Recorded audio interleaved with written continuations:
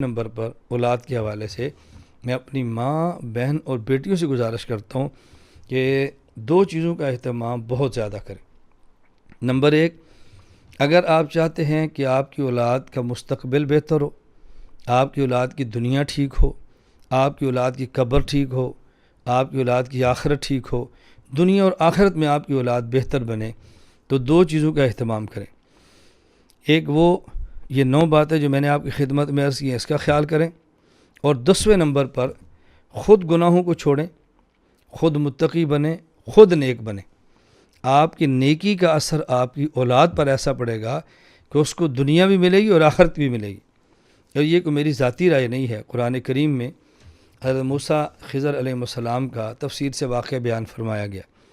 اس میں ایک واقعے کا حصہ یہ ہے، حضرت موسیٰ اور حضرت خضر علیہ السلام ایک بستی میں گئے۔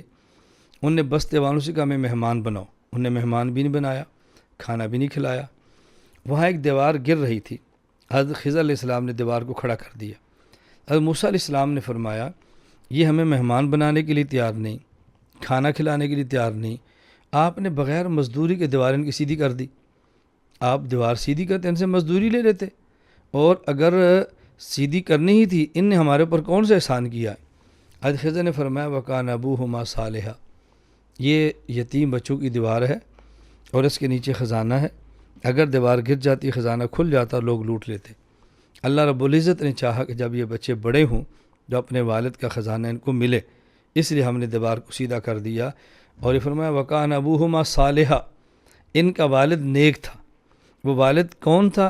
بعض مفسر فرماتے ہیں کہ اوپر کی پشتوں میں جائیں تو 7واں، یا بعض کہتے ہیں 10واں۔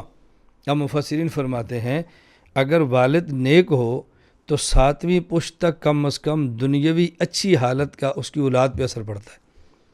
اب اس کا معنی اگر باپ نیک ہو، ماں نیک ہو، والد کے نیک ہونے کی وجہ سے 7 نسلوں کو اللہ خوشحالیاں عطا فرماتے ہیں۔